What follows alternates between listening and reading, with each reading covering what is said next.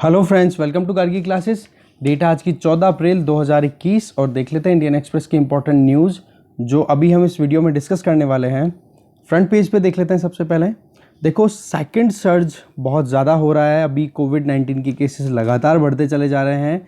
तो इसी के चलते आप देखोगे कि लोकल जो हमारे वैक्सीन्स हैं वो अभी जितनी डिमांड बढ़ती चली जा रही है वैक्सीनेशन की, उसको फुलफ़िल नहीं कर पा रहे हैं। तो आप देखोगे कि फास्ट ट्रैक अप्रूवल्स अब जल्दी जल्दी देने की बात की जा रही है गवर्नमेंट के द्वारा कि जो फॉरेन वैक्सीन कैंडिडेट्स हैं, जैसे कि कोई भी वैक्सीन कैंडिडेट है उसको WHO का अप्रूवल मिला हुआ है या फिर USA में या UK में, कहीं पर भी इन दोनों कंट्रीज़ में या WHO के साथ में उन वैक्सीन कैंडिडेट्स को अप्रूवल मिला हुआ है, इमरजेंसी यूसेज के लिए वो अलाउ किए हुए हैं, तो उनको मेन फोकस में रखा जाएगा। तो इसी के चलते आप देखोगे स्पुतनिक वी, इसके बारे में हमने एक एडिटोरियल भी डिस्कस किया था सुबह कि स्पुतनिक वी को, जो कि रशियन वैक्सीन कैंडिडेट है कोविड-19 को रोकने के लिए, उसको इंडिया में अलाउ कर दिया गया है। ठीक है, तो बेसिकली इसी चीज़ को बताया गया है। दूसरी तरफ जो फॉरेन वैक्सीन कैंडिडेट्स हैं उनकी एंट्री किस पे डिपेंड करेगी, वो ये कि प्राइस कितनी क्या रहेगी उनकी। ठीक है, एंट्री प्राइसिंग स्ट्रेटेजी मेन काम करने वाली है कि कितना रुपया गवर्नमेंट को खर्च करना पड़ेगा। ठीक है, तो एक ये थोड़ा सा मार्केट वाली बात आ गई, ये सोच के फिर बाद में दूसरे कैंडिडेट्स को अलाउ किया जाएगा। और महाराष्ट्र में जो केसेस आ रहे हैं ना, उसमें चिंता की बात ये है कि नए केसेस में 61% तो वो मतलब इन्फेक्शन मिले हैं जहां पर डबल म्यूटेंट का मतलब दो अलग अलग स्ट्रेन के वायरसेस, कोविड-19 ही है पर स्ट्रेन उनका अलग अलग है और उनका इन्फेक्शन मिला है 61% जो सैंपल टेस्ट हुए हैं उनके अंदर। तो ये एक चिंता की बात है। और कल मैं एक न्यूज़ भी पढ़ रहा था, उसमें ये बताया था कि अभी जो वैक्सीनेशन है, ये वैक्सीनेशन जो है वो सक्सेसफुल होगी भी या नहीं, फिर क्वेश्चन मार्क था, क्योंकि अभी ये वायरस बहुत जल्दी बहुत क्विकली म्यूटेट कर रहा है, म्यूटेशन बहुत जल्दी हो रहा है। तो ऐसे में अभी जो वैक्सीन अवेल है तो वो कितना इफेक्टिव होगा, क्योंकि अभी तक तो हमने जितना भी डिस्कशन किया है एक्सप्लेन पेज पे, एडिटोरियल पेज पे, इन पे सब पे, तो ये था कि कोई सा भी म्यूटेशन हो कि अभी ये जो वैक्सीन जो ड्राइव चल रही है सक्सेसफुल रहेगी। पर फिर से ये सवाल उठने लग गया है। ठीक है, तो ये देखो पूरा कोविड से रिलेटेड ही था, कंटेंट जो था वो काम का हमने एक बार डिस्कस कर लिया और कुछ देखने की ज़रूरत है नहीं। महाराष्ट्र में 1 मई तक शटडाउन लगा दिया गया है और सर्विसेज केवल वो ही अलाउ की हैं जो बिल्कुल ही इम्पॉर्टेंट रहेंगी। तो ये महाराष्ट्र रिलेटेड है, ज़्यादा कुछ डिस्कशन करने लायक है नहीं। इधर NIA का और वो सचिन वाजे वाला केस चल रहा है, ये भी नहीं डिस्कस करेंगे। और हम जो न्यूज़ डिस्कस करने वाले हैं वो है ये कि जो MSME बोर्ड में जो नए अपॉइंटमेंट्स हुए हैं, जो नॉन ऑफिशियल मेंबर्स हैं, ठीक है, वो अभी बीजेपी के साथ में लिंक रख रहे हैं। तो बेसिकली बीजेपी के साथ लिंक है या कांग्रेस के साथ लिंक है, ये तो इतना इंपॉर्टेंट है नहीं हमारे लिए। हमारे लिए जानना ज़रूरी है यहाँ पर कि MSME बोर्ड और MSME डेवलपमेंट एक्ट ये क्या है, क्या इसमें प्रोविज़न है मेंबरशिप की, वो जानेंगे। अच्छा, जब कभी भी आपको एथिक्स पेपर में अगर कहीं पे लिखना हो तो इम्पार्शियलिटी वाला जो एक पोर्शन आता है ना, इम्पार्शियलिटी, आप देखते हो इम्पार्शियलिटी एक टॉपिक है उसमें, तो किसमें, एडमिनिस्ट्रेटिव एटीट्यूड में आता है वो। ठीक है, तो इम्पार्शियलिटी का मतलब हो गया कि आप कोई सी भी पार्टी के साथ में, कोई भी पॉलिटिकल आइडियोलॉजी के साथ में टिल्टेड फील नहीं करते हो या टिल्टेड नहीं हो। ऐसे में एक अच्छा एडमिनिस्ट्रेटर अपना काम कर पाएगा। ठीक है, तो इम्पार्शियलिटी वाला जब एग्जाम्पल आए तब आप कह सकते हो कि MSME बोर्ड के ऊपर एलिगेशंस लगे थे कि उसमें जो नॉन ऑफिशियल मेंबर्स का अपॉइंटमेंट हुआ वो रूलिंग पार्टी के फेवर करने वाले थे। ठीक है, तो ये एक एग्जाम्पल भले ही तैयार हो गया हमारे लिए एथिक्स में। बाकी हम कंटेंट को एक बार डिटेल में देखेंगे। आगे चलते हैं, फिर हम देखेंगे दो न्यूज़ यहाँ से।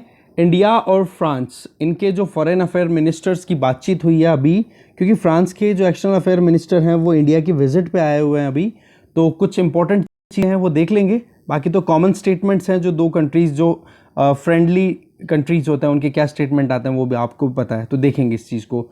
दूसरा, इधर चीफ इलेक्शन कमिश्नर के तौर पे सुशील चंद्रा ने अब ज्वाइन कर लिया है, तो यहाँ पर हमारे लिए कुछ टास्क आएगी, वो मैं आपको बता दूंगा। आगे चलते हैं, फिर नेक्स्ट न्यूज़ है कि रेमडेसिविर जो कि एंटीवायरल एक आप कह सकते हो कि एंटीवायरल ड्रग अवेलेबल है, वो उसकी शॉर्टेज देखने को मिल रही है।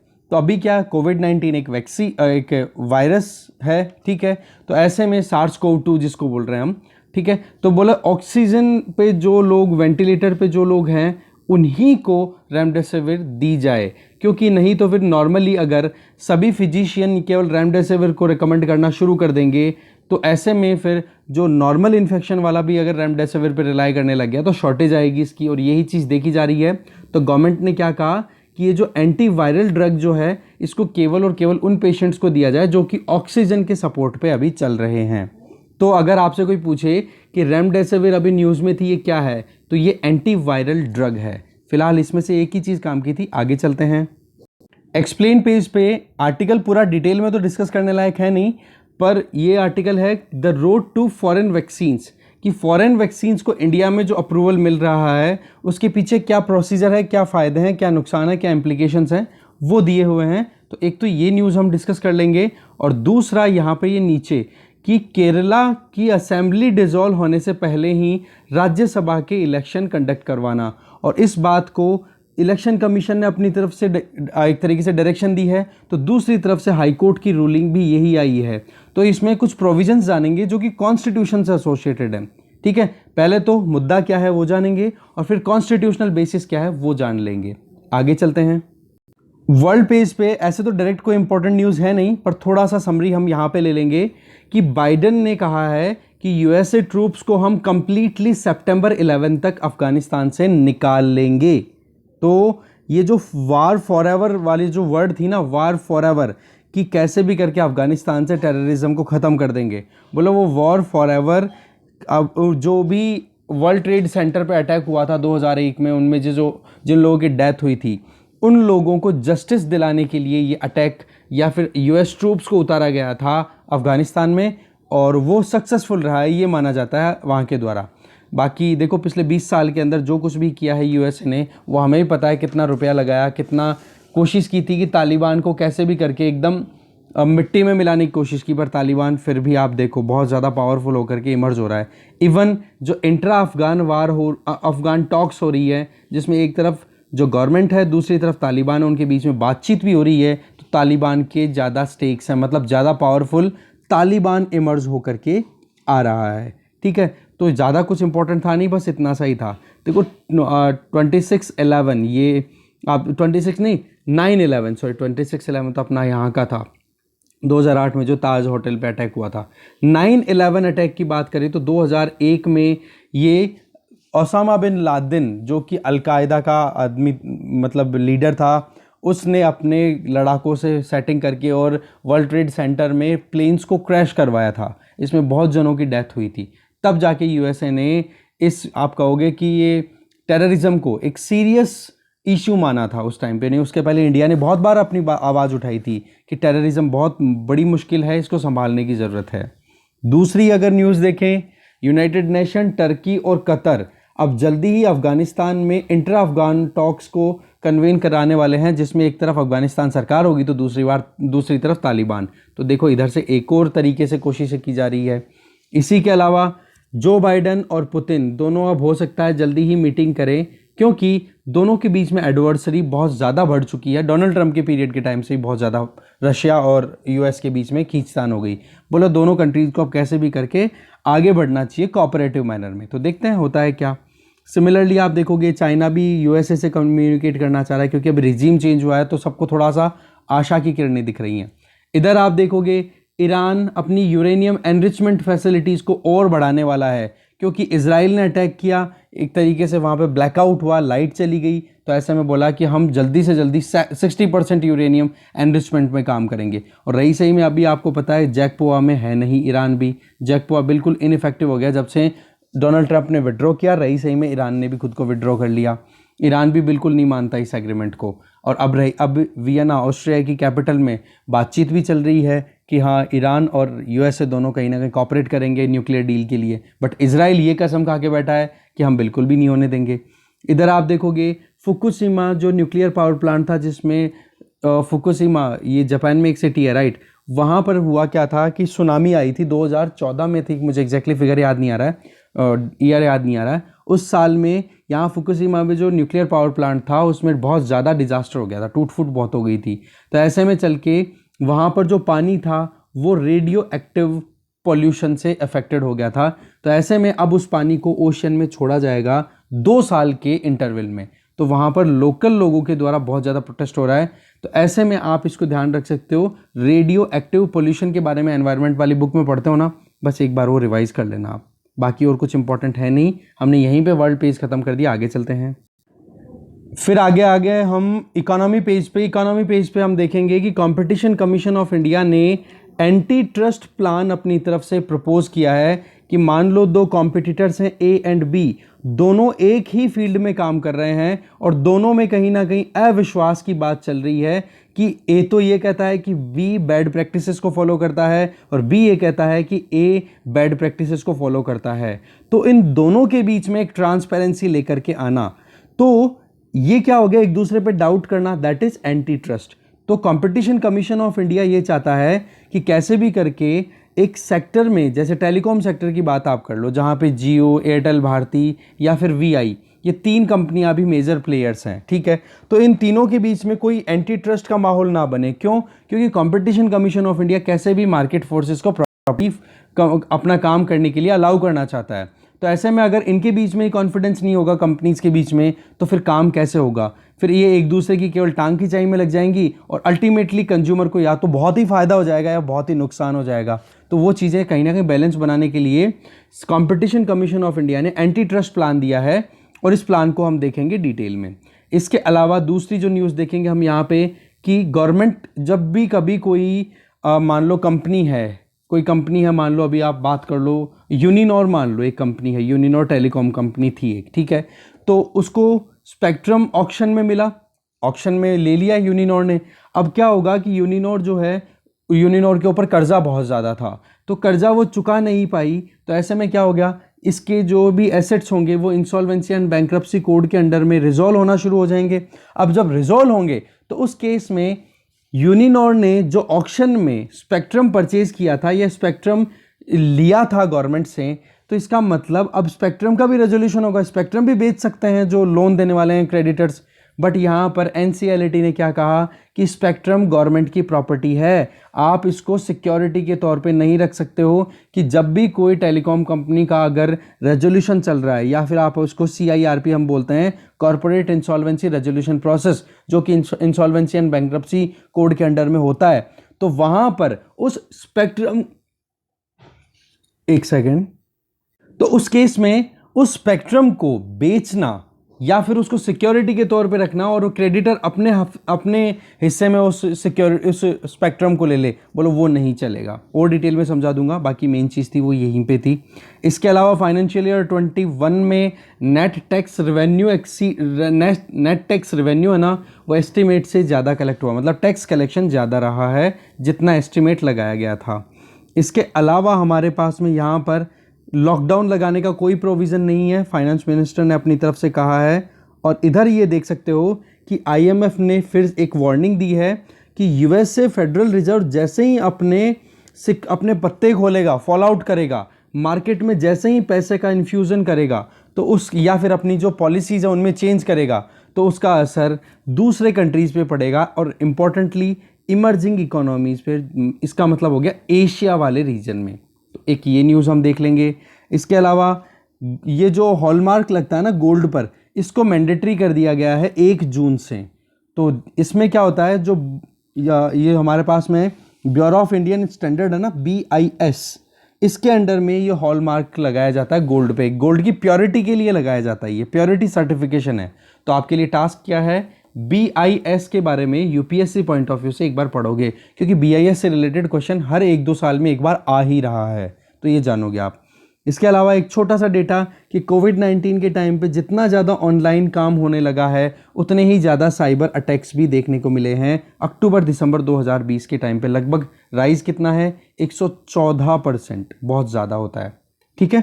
अब देख लेते हैं हम आर्टिकल्स को डिटेल में। फर्स्ट न्यूज़ है दैट इज़ कि ज़्यादातर non official members MSME board में रूलिंग पार्टी से एसोसिएटेड हैं। तो इसमें देखेंगे हम कि जो ये MSME बोर्ड होता है ना, micro small and medium enterprises board, इसमें आप देखोगे कि लगभग 46 मेंबर्स होते हैं, जिनमें 26 तो ऑफिशियल मेंबर और 20 होते हैं रिप्रेजेंटेटिव जो कि इंडस्ट्रीज़ की आवाज़ उठाते हैं, वहाँ पे बोर्ड में कोई डिस्कशन हो रहा हो, एमएसएमई से रिलेटेड कोई भी अगर कोई इम्पोर्टेंट डिसीजन लेना हो, तो उस डिसीजन मेकिंग प्रोसेस में इंडस्ट्रीज़ की वॉइस को उठाना। इंडस्ट्रीज़ भी कौन सी, जो एमएसएमई सेक्टर में काम करती है। तो ये 46 मेंबर बॉडी है, एक तो ये ध्यान रखेंगे आप, जिसमें 26 ऑफिशियल और 20 नॉन ऑफिशियल मेंबर होते हैं। और दूसरा, इसका जो कॉन्स्टिट्यूशन है ये दिया हुआ है एमएसएमई डेवलपमेंट एक्ट। इसके सेक्शन 3 में बताया हुआ है कि बोर्ड जो है वो कॉन्स्टिट्यूट किया जाएगा सेंट्रल गवर्नमेंट के द्वारा, और उसमें से 20 मेंबर कौन होंगे, नॉन ऑफिशियल मेंबर, जो कि एमएसएमईज को रिप्रेजेंट करेंगे, उनके इंटरेस्ट के प्रोटेक्शन की बात करेंगे। तो एलिगेशंस तो अलग चीज़ है, बट हमारे लिए काम की चीज़ है, वो हमने देखा।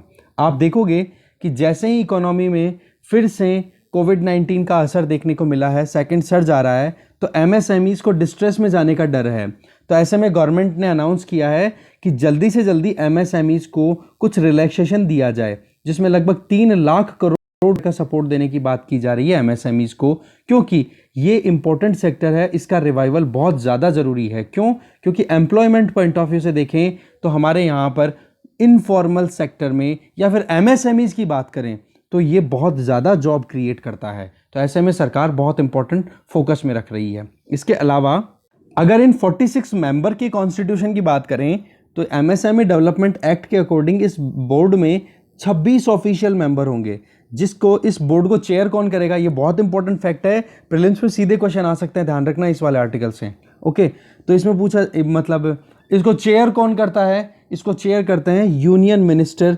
एमएसएमई जो मिनिस्ट्री है उसके हेड मिनिस्टर होते हैं वो। इसके अलावा 6 और मिनिस्टर होते हैं।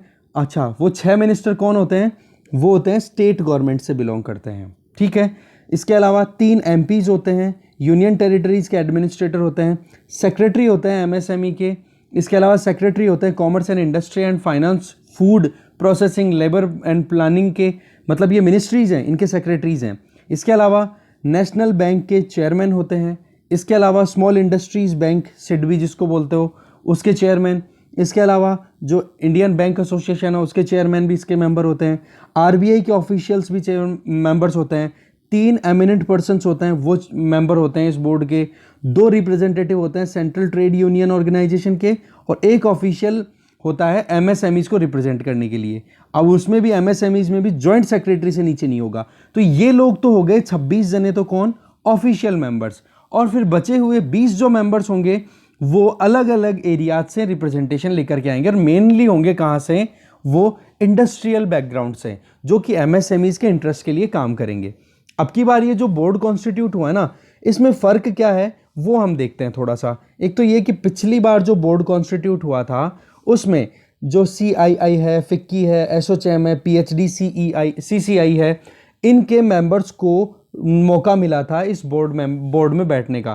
पर अब की बार इन बड़ी इंडस्ट्रियल ये जो ग्रुपिंग है ना, इनको तो अलाउ किया नहीं है। बाकी एमएसएमईज को रिप्रेजेंटेशन ज़्यादा मिले उस पर ध्यान दिया गया है। दूसरा, एक आप कहोगे कि एसोसिएशन है जिसका नाम है सेल्फ एम्प्लॉयड वुमेन एसोसिएशन, सेवा, और दूसरी तरफ आप देखोगे Dalit India chamber of commerce industry.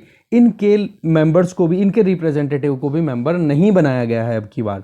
Union budget की अगर हम बात करें तो एमएसएमईज के लिए कितना एलोकेशन दिया गया है, 15,699.65 करोड़ रुपए, ठीक है, जिसमें से 10,00,000 करोड़ रुपए तो मेन फोकस किया जाएगा जो सेंटर की तरफ से गारंटी इमरजेंसी क्रेडिट लाइन दी हुई है एमएसएमईज के लिए, उसके लिए ही काम करेगा। तो ये चीजें हमने इस आर्टिकल से जानी कि एमएसएमई बोर्ड की कॉन्स्टिट्यूशन, चेयर कौन कर सकता है, कौन सा एक्ट है, कितने ऑफिशियल कितने नॉन ऑफिशियल मेंबर्स हैं, सारी डिटेल हमने जानी। बाकी चीजें एक भी काम की नहीं है इस पूरे आर्टिकल के अंदर। आगे चलते हैं, एक सेकेंड। इंडिया फ्रांस रिलेशन की बात करें तो इंडो पैसिफिक रीजन में दोनों कोऑपरेट करने के लिए आगे चल रहे हैं, और क्लाइमेट पे भी बातचीत हुई है, तो स्पेस चैलेंजेस पर भी बात हुई है। हमारे external affair minister S Jaishankar ji और फ्रांस के जो काउंटर पार्ट है इनके, मतलब फ्रांस के जो एक्सटर्नल अफेयर मिनिस्टर है जीन येवेस ले ड्रेइन, ठीक है, ड्रायन, इनके बीच में ये बातचीत हुई है। तो बायलैटरल स्ट्रेटेजी, ग्लोबल चैलेंजेस पे काम करने की बात कर रहे हैं। इंडो पैसिफिक रीजन को इन्होंने थीम में रखा है। साथ में जो ट्राइलेटरल मैकेनिज्म है, इंडिया, फ्रांस, ऑस्ट्रेलिया, इस पर भी बातचीत की गई है कि जो इमर्जिंग ग्लोबल चैलेंजेस हैं या फिर मैरीटाइम इश्यूज़ हैं, मतलब ओशियंस को लेकर के जो मुद्दे आ रहे हैं, स्पेस डोमेन में जो चैलेंजेस आ रहे हैं, बोलो उन पर काम साथ में मिलके करेंगे, क्लाइमेट के मुद्दे पे साथ में काम करेंगे और साथ में बायोडाइवर्सिटी को भी प्रोटेक्ट करने की बातचीत की गई। अच्छा, मैरीटाइम रिसोर्सेज की अगर बात करें ना, तो ये एक इंपॉर्टेंट पिलर है जब भी अगर बात हो इंडो पैसिफिक ओशन इनिशिएटिव की, ठीक है, IPOI। अब आप इसको डिटेल में पढ़ोगे, IPOI को ध्यान रखना, बहुत इंपॉर्टेंट है, ऐसे निकलते हैं क्वेश्चन। IPOI, इसमें मैरीटाइम रिसोर्सेज एक की पिलर का काम करते हैं और इसी के ऊपर दोनों कंट्रीज साथ में कोऑपरेट करने के लिए भी रेडी हैं। कोविड-19 के बाद में जो माहौल होगा उसमें जो भी होगा देख लेंगे, बाकी कुछ भी काम का नहीं है इस पूरे प्रोविज़न में। देखना चाहो तो खुद से पढ़ लो। आगे चलते हैं। दूसरा न्यूज़ भी यही है आपके सामने कि सुशील चंद्रा ने चार्जेस अपने हाथों में ले लिए हैं चीफ इलेक्शन कमिश्नर के तौर पे।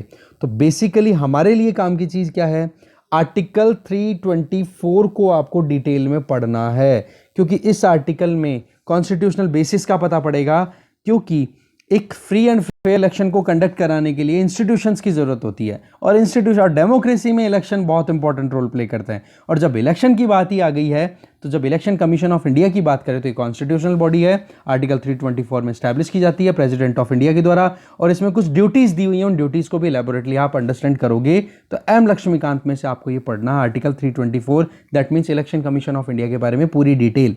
ये जो सुशील चंद्रा, इनका जो अपॉइंटमेंट हुआ ना, ये चीफ इलेक्शन कमिश्नर बनने वाले दूसरे IRS ऑफिसर हैं, इंडियन रेवेन्यू सर्विसेज से ये दूसरे बंदे हैं। इनके पहले 2004 में एस कृष्णामूर्ति बने थे, ठीक है, जो 13th चीफ इलेक्शन कमिश्नर बने थे उस टाइम पे, वो भी IRS थे। और दूसरे बंदे IRS जो रिटायर्ड हैं, सुशील चंद्रा, उनका ये अपॉइंटमेंट हुआ है, ठीक है। तो ये चीज़ आप देख लेना। आगे चलते हैं। नेक्स्ट एक्सप्लेन पेज से the road to foreign vaccines. हमें पता है कि फास्ट ट्रैक अप्रूवल अब जल्दी से दिए जा रहे हैं गवर्नमेंट के द्वारा, क्योंकि कोविड-19 वैक्सीन की कहीं ना कहीं थोड़ी शॉर्टेज है, तो दूसरी तरफ कोविड-19 केसेस भी बहुत सारे हैं। अच्छा, ये इमरजेंसी अप्रूवल जो दिया जा रहा है वो किसको दिया जा रहा है, वो जैसे कि कोई वैक्सीन कैंडिडेट ऑलरेडी USA में, UK में, जापान में, वहाँ के रेगुलेटर्स का अप्रूवल लेकर के वहाँ पर वैक्सीन ड्राइव का एक पार्ट बना हुआ है, या फिर WHO की जो लिस्ट है जिसमें इमरजेंसी अप्रूवल के लिए WHO ने अपनी तरफ से यस कर रखा है, तो उन कैंडिडेट्स को अलाउ किया जाएगा। तो यही चीज़ कहीं ना कहीं इंडिया में भी अभी अलाउ कर दी गई है। फिलहाल अगर हम देखें तो हमारे पास में 2 वैक्सीन कैंडिडेट है, कोविशील्ड जो कि सीरम इंस्टीट्यूट ऑफ इंडिया का है, और कोवैक्सीन जो कि भारत बायोटेक का है। और अभी हमारी गवर्नमेंट के द्वारा हमारा जो पैनल है, मेन पैनल जो हम कहते हैं कि ड्रग रेगुलेटर है, उन्होंने जो अप्रूवल दिया है वो रशिया के स्पुतनिक V को अप्रूवल दे दिया है। तो ऐसे में जो ये नए रूल्स हैं, जो अभी ऑलरेडी ड्रग को रेगुलेट करने के लिए, क्लिनिकल ट्रायल्स के लिए जो रूल्स अवेलेबल हैं, उनका अप्रूवल देना फॉरेन कोविड-19 वैक्सीन्स को, वो क्या सिस्टम है पूरा वो देखते हैं। देखो, 2019 के रूल्स अवेलेबल हैं, new drugs and clinical trials rule, ठीक है। उनमें मैंडेट क्या किया हुआ है कि अगर कोई भी फॉरेन मैन्युफैक्चरर सप्लाई करना चाहता है कोई भी वैक्सीन कैंडिडेट को इंडिया में इमरजेंसी यूसेज के लिए, तो उनको लोकल क्लिनिकल ट्रायल्स का डेटा लेना पड़ेगा कि हाँ, इंडिया की कंडीशन में उस वैक्सीन का क्या असर देखने को मिला, क्या कोविड-19 सही होता है या उल्टे और कोई रेपरकशंस देखने को मिलते हैं। आप देखोगे ये ट्रायल्स जो होते हैं ये ब्रिजिंग ट्रायल्स होते हैं। ब्रिजिंग क्यों बोला गया कि मान लो जैसे हमने बात की स्पुतनिक V की, ये रशियन वैक्सीन कैंडिडेट है, राइट। अब ये रशिया में तो चल रहा है, लोगों को लग रहा है वैक्सीन, अब इंडिया में अगर इसको इंट्रोड्यूस होना है तो इसको ब्रिज ट्रायल करने पड़ेंगे ही, क्योंकि इसमें क्या हो जाता है कि इंडिया की कंडीशन में वो ये वैक्सीन कैसे बिहेव कर रहा है, ठीक है, कहीं हमारे पेशेंट्स के लिए घातक ना साबित हो जाए कि दवाई लेने गए थे, बीमार हो गए और ज़्यादा, तो परेशानी हो सकती है। तो ऐसे में ट्रायल लेना ज़रूरी है, और इसके लिए आप देखोगे कि 2 से 3 स्टडीज़ मिनिमम की जाएंगी, जिससे कि सेफ्टी डेटा कलेक्ट किया जा सके और उस डेटा के बेसिस पे आगे काम हो सके। अच्छा, कम से कम 1000 जनों पे ट्रायल किया जाएगा एक बार जो ट्रायल होगा। और इसके अलावा ये प्रोविज़न हो गया।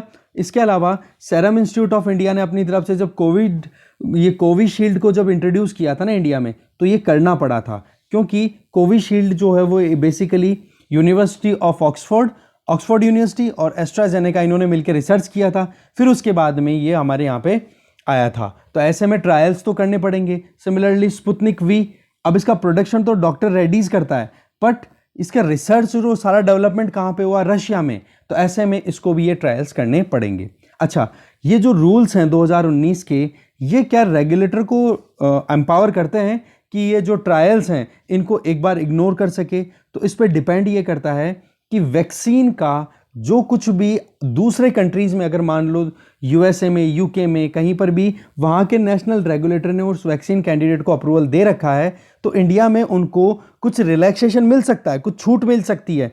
जैसे कि कोई सीरियस एडवर्स इवेंट नहीं देखने को मिला यूएसए में, यूके में या फिर रशिया में। उन वैक्सीन कैंडिडेट्स का जब वैक्सीन लगाया गया तो पेशेंट परेशान ज़्यादा नहीं हुए, या फिर देखा मतलब कैसे भी करके, या फिर कोई भी लाइफ थ्रेटनिंग या सीरियस डिजीज़ नहीं हुई उस वैक्सीन कैंडिडेट को लेने के बाद में फॉरेन कंट्रीज़ में, तो इनके बेसिस पे कुछ छूट दी जा सकती है। तो बेसिकली ये जो क्लॉज है ना, जिसमें हम ये देखें कि ये प्री कंडीशंस हैं कि 2 से 3 क्लिनिकल ट्रायल्स तो इंडियन साइट्स में करनी ज़रूरी है, तब जा करके फिर बाद में अप्रूवल दिया जाएगा इंडिया में। ठीक है, फिर बात आ जाती है कि जो फॉरेन मैन्युफैक्चरर्स के लिए क्या मतलब है इसका। इसका मतलब ये है कि यूएसए में, यूके में, जापान में या WHO ने अगर अपने इमरजेंसी यूज लिस्ट में उस वैक्सीन कैंडिडेट को एनलिस्ट कर रखा है, तो इंडिया उनको मौका देगी कि आओ और हमारे यहाँ पर भी आप वैक्सीन का जो ड्राइव है वो शुरू करो। इससे क्या होगा, हमारी जो वैक्सीन बास्केट है वो बढ़ेगी। इससे क्या होगा, वैक्सीनेशन के प्रोग्राम को और ज़्यादा स्पीड अप किया जा सकेगा। ओके, ये पूरा प्रोविज़न इंपॉर्टेंट है। इसके अलावा रेगुलेटर कैसे असेस करेगा कि कोई वैक्सीन कितना सक्सेसफुल है, तो इसमें सबसे इंपॉर्टेंट चीज़ क्या है कि 100 बेनिफिशियरीज को पिक किया जाएगा, उन पर वैक्सीन लगाए जाएंगे और फिर बाद में देखा जाएगा कि वाकई में उस वैक्सीन का इंडिया में कितना असर है, तब जाकर के इस पे काम हो पाएगा। अब बात यह आ जाती है कि नए वैक्सीन कैंडिडेट को अलाउ करने से क्या इंप्लीकेशंस होंगे, क्या उसका असर होगा। पहला असर तो ये होगा कि क्विकर एक्सेस अवेलेबल होगा फॉरेन वैक्सीन्स का, मतलब जल्दी से जल्दी वैक्सीनेशन ड्राइव, मतलब और ज़्यादा ब्रॉड पर्सपेक्टिव में हम चला सकते हैं। जैसे कि हमने सुबह डिस्कस किया था कि अभी इंडिया की केवल 8% पॉपुलेशन को ही वैक्सीनेशन मिल पाई है। अभी भी हमें यूएस, यूके इनके कंपैरिजन में बहुत ज़्यादा वैक्सीनेशन करना पड़ेगा, क्योंकि वहाँ पर पॉपुलेशन कम होने के चक्कर में 50% लोगों को वैक्सीनेशन मिल चुका है। तो ऐसे में इंडिया को और स्पीड करनी पड़ेगी। तो एक तो ये फैसिलिटी हो पाएगी। दूसरा, इंडिया में हमें पता है कि अब देखो कोविड-19 केसेस बढ़ते चले जा रहे हैं। मैन्युफैक्चरिंग तो हमारे यहाँ पर हो रही है, पर वो मैन्युफैक्चरिंग जो कर रहे हैं, जैसे कि सीरम इंस्टीट्यूट ऑफ इंडिया हो गया या भारत बायोटेक हो गया, तो इनको क्या करना पड़ेगा, अपनी प्रोडक्शन कैपेसिटी इंक्रीज करनी पड़ेगी। तो ऐसे में रशियन कैंडिडेट अगर यहाँ पे अप्रूवल मिल जाता है, तो एक और कैंडिडेट हमारे यहाँ पर प्रोड्यूस होना शुरू हो जाएगा प्रॉपर वे में इंडियन डिमांड्स को पूरा करने के लिए। तो डोमेस्टिकली मैन्युफैक्चरिंग और अच्छे से बढ़ पाएगी। थर्ड जो इम्प्लीकेशन है वो ये कि जब लोकल मैन्युफैक्चरर्स हैं वो विदेशों से जब वैक्सीन को एक साथ परचेज कर लेंगे और फिर बाद में जो फॉरेन कंपनी से परचेज कर लेंगे वैक्सीन को, और फिर बाद में डोमेस्टिक इंफ्रास्ट्रक्चर को डेवलप करके और फिर बाद में जो रिक्वायरमेंट है, जो कमियां हैं, जो गैप्स हैं, उनको फुलफिल कर सकते हैं। तो ऐसे में हम रिलाई कर सकते हैं तीसरे ऑप्शन के ऊपर कि बाहर से, जैसे फाइजर वैक्सीन की बात करें यूएसए की, जॉनसन एंड जॉनसन की बात करें, देखो इनके सबके ट्रायल होंगे प्रॉपर पहले, ठीक है। ऐसे जापान में वैक्सीन कैंडिडेट है, यूके का वैक्सीन कैंडिडेट है, तो इनको भी क्या मौका मिल जाएगा कि इंडिया में आकर के वो काम कर पाएँ, ठीक है। तो इंडियन जो भी आप कहोगे कि जो हमारे लोकल मैन्युफैक्चरर्स हैं ना, वो खरीद लेंगे और फिर उनको अपने इंडिया की ज़रूरतों के हिसाब से दे पाएंगे। तो बेसिकली ये सारा मुद्दा था। अब यहाँ पर फैक्चुअल चीज़ें हैं जो शायद हमारे काम ना आए। अब ये चीज़ें आप खुद से एक बार देख लोगे, ठीक है। आगे चलते हैं। नेक्स्ट न्यूज़ है राज्यसभा में इलेक्शन को लेकर के, क्योंकि केरला की जो असेंबली है ना, हमें पता है केरला में इलेक्शन हो रहे हैं, ठीक है। तो ऐसे में क्या होगा कि 30 अप्रैल को वहाँ की असेंबली को डिसॉल्व कर दिया जाएगा। तो केरला हाई कोर्ट ने ये कहा है कि इलेक्शन कमीशन ऑफ इंडिया ने जो शेड्यूल फिक्स किया है ना राज्यसभा की सीटों के लिए इलेक्शन कराने का, वो इलेक्शन 30 अप्रैल से पहले पहले करवा देने पड़ेंगे। तो ऐसे में क्या हो गया, एक मुद्दा ये आ गया कि भाई असेंबली डिसॉल्व होने वाली है, राज्यसभा के आप इलेक्शन करने वाले हो, तो ऐसे तो ये तो जल्दबाजी का काम हो गया। बट हाई कोर्ट ने भी यही चीज़ कही कि जो इलेक्शन कमीशन ऑफ इंडिया ने बात कह दी वो आपको करनी ही पड़ेगी। तो हम यहाँ पर देखेंगे कि देखो कॉन्स्टिट्यूशन प्रोविज़न क्या है। एक तो रिप्रेजेंटेशन ऑफ पीपल एक्ट, क्योंकि बीच में तो पूरा पॉलिटिक्स बताई हुई है केरला की, वो हमारे काम की है नहीं, ठीक है। तो हमारे लिए काम का जो है वो मैं सीधा पॉइंट पे आ रहा हूँ। एक तो ये कि रिप्रेजेंटेशन ऑफ पीपल्स एक्ट 1950 और 1951 का हमारे पास में अवेलेबल है, और एक हमारे कॉन्स्टिट्यूशन का जो आर्टिकल 80 है क्लॉज 4 है। इन दोनों को अगर साथ में पढ़ें तो ये होता है कि इलेक्शन राज्यसभा के हमेशा पहले ही करवा दिए जाते हैं। मान लो, आपको ये तो पता ही है ना कि राज्यसभा हमारा एक परमानेंट हाउस है पार्लियामेंट का, उसमें हर 2 साल से 1/3 लोग जो हैं, 1/3 जो मेंबर्स हैं वो रिटायर होते रहते हैं, उनका टेन्योर खत्म होता रहता है। तो ऐसे में जब 2 साल होने वाले हैं और 1/3 लोगों का टेन्योर कंप्लीट होने वाला है, तो इन 1/3 लोगों के लिए ये जो सीटें खाली होने वाली है, इनके लिए बोला पहले ही इलेक्शन करा दो। इससे क्या होगा, सीट वैकेंट नहीं होगी, और उनके जाने से पहले जब इलेक्शन होके रहेंगे तो मेंबरशिप ऑटोमेटिकली नए लोगों के द्वारा ज्वाइन कर ली जाएगी। तो ये चीज़ अब इन दोनों प्रोविजन के बेसिस पे देखा गया, और यही चीज़ ध्यान में रख करके इलेक्शन कमीशन ऑफ इंडिया ने आर्टिकल 324 में जो पावर्स एनविसाज की हुई है, एनविजन की हुई है इलेक्शन कमीशन ऑफ इंडिया के द्वारा, तो उसी के बेसिस पे कहा है कि भाई अपर हाउस है ना, उसके इलेक्शन केरला असेंबली के डिसॉल्व होने से पहले पहले करवाने होंगे। ये एक इंपॉर्टेंट चीज़ है। दूसरी बात, इलेक्शन कमीशन ऑफ इंडिया को सुप्रीम आप कह सकते हो जब भी इंडिया में इलेक्शंस की अगर हम बात करें तो बेसिकली 1993 का जो जजेस का केस था उसमें ये निकल के आया था कि देखो इलेक्शन कमीशन ऑफ इंडिया की पावर है वो अपने आप में बहुत इंपॉर्टेंट है, उसको कोई क्वेश्चन नहीं कर सकता, पर सवाल ये है कि इलेक्शन कमीशन ऑफ इंडिया ने कुछ कहा और वो जो डिसीजन लिया उस डिसीजन को क्या जुडिशरी में ले जाया जा सकता है, क्योंकि केरला हाई कोर्ट में पहुंच गई ना ये बात। तो बेसिकली 1993 में सुप्रीम कोर्ट ने अपने जजेस केस में ये कहा था कि जुडिशियली रिव्यूएबल है, इलेक्शन कमीशन ऑफ इंडिया का जो भी डिसीजन है वो जुडिशियली रिव्यूएबल है, मतलब जुडिशरी रिव्यू कर सकती है, पर डिपेंड करेगा कि वो केस की क्या सर्कमस्टांसेस हैं और क्या फैक्ट्स हैं, ठीक है। तो इसी वजह से इलेक्शन कमीशन ऑफ इंडिया की पावर्स तो है आर्टिकल 324 में, बट इन पावर्स को चैलेंज किया कहाँ पे, हाई कोर्ट में, बट हाई कोर्ट ने इलेक्शन कमीशन ऑफ इंडिया को ही फेवर कर दिया। तो ऐसे में अब इलेक्शन वहाँ पर होंगे। आगे चलते हैं। नेक्स्ट न्यूज़ आ गई इकोनॉमी पेज से कि कंपटीशन कमीशन ऑफ इंडिया ने अपनी तरफ से एंटी ट्रस्ट प्लान दिया है, जिसमें स्टाफ के मेंबर्स को सेलेक्ट किया जाएगा। मान लो दो कंपनीज हैं ए और बी, इनमें एंटी ट्रस्ट है, दोनों एक ही सेक्टर में काम करती हैं, पर दोनों को एक दूसरे पे डाउट है कि ये ए कंपनी है, बी को तो ऐसा लगता है ए कंपनी कुछ गड़बड़ ऐसे जुगाड़ यूज़ कर रही है जिससे कि बी के जो प्रोडक्ट हैं वो बिक नहीं पा रहे हैं, और ए को ये लगता है कि बी ऐसा कुछ कर रहा है। तो ऐसे में क्या हो गया, एंटी ट्रस्ट का माहौल अगर बन जाता है इकोनॉमी में तो देखो मार्केट इकोनॉमी के लिए बहुत ज़्यादा नुकसान का कारण बन जाता है, और इन नुकसानों को कम करने का काम ही कौन करता है, कंपटीशन कमीशन ऑफ इंडिया। तो आपके लिए टास्क क्या है, competition commission of India for UPSC, Google करो, डिटेल आउट करो, अगर पहले पढ़ा हुआ है तो रिवाइज कर लो उसको, ठीक है। तो इसमें क्या किया है कंपटीशन कमीशन ऑफ इंडिया ने कि बोले जहाँ पर भी 2 फॉर्म्स हैं, अभी बेसिकली इन्होंने मतलब एक प्रपोजल दिया है, ठीक है, एंटी ट्रस्ट एक मेथड तैयार करने के लिए कि एंटी ट्रस्ट का जब माहौल बने तो जो 2 फर्म्स हैं उन फर्म के जो एम्प्लॉयज़ हैं उनको एक साथ बिठाया जाए, उस ग्रुप को या फिर उस एक सर्कल को जिसमें वो दोनों मेंबर्स, ए कंपनी के मेंबर्स और बी कंपनी के एम्प्लॉयज़, मेंबर्स नहीं एम्प्लॉयज़, वो दोनों आकर के बैठेंगे यहाँ पर। अच्छा, वो जो एम्प्लॉयज़ होंगे वो कॉमर्शियल ऑपरेशंस में इन्वॉल्व नहीं होंगे, ध्यान रखना, वो लीगल मतलब नॉन कॉमर्शियल ऑपरेशंस में वो पार्टिसिपेट करेंगे, जैसे कोई वकील है किसी कंपनी का, ऐसे करके, समझ गए। तो ए कंपनी के मेंबर भी इधर आके बैठ जाएंगे, बी कंपनी के मेंबर भी इधर आके बैठ जाएंगे, और फिर ए और बी अपनी अपनी इंफॉर्मेशन को डिस्क्लोज करेंगे कि भाई आप हमारे ऊपर शक गलत कर रहे हो, ये कोई आपके पास में सबूत जो है हमारे पास में, हमारे डॉक्यूमेंट देखो ऐसे ऐसे। तो इसमें क्या हो जाएगा, एक क्लोज रूम में ही मैटर को सॉर्ट आउट करवाया जा सकता है दोनों कंपनीज के बीच में। बस यही मेन प्रपोजल है कंपटीशन कमीशन ऑफ इंडिया के द्वारा। अभी ये जो प्रपोजल दिया है इसमें क्या हो जाएगा कि कुछ निश्चित एम्प्लॉयज़ को अपोजिंग पार्टीज़ के, ए और बी यहाँ पे मैंने बताया कि दोनों ऑपोजिशन में खड़ी हैं दोनों फर्म्स, उनके मेंबर्स को बुलाया जाएगा, पर वो जो एम्प्लॉयज़ होंगे वो कौन होंगे, कॉमर्शियल ऑपरेशन में पार्टिसिपेट करने वाले नहीं होंगे, ठीक है।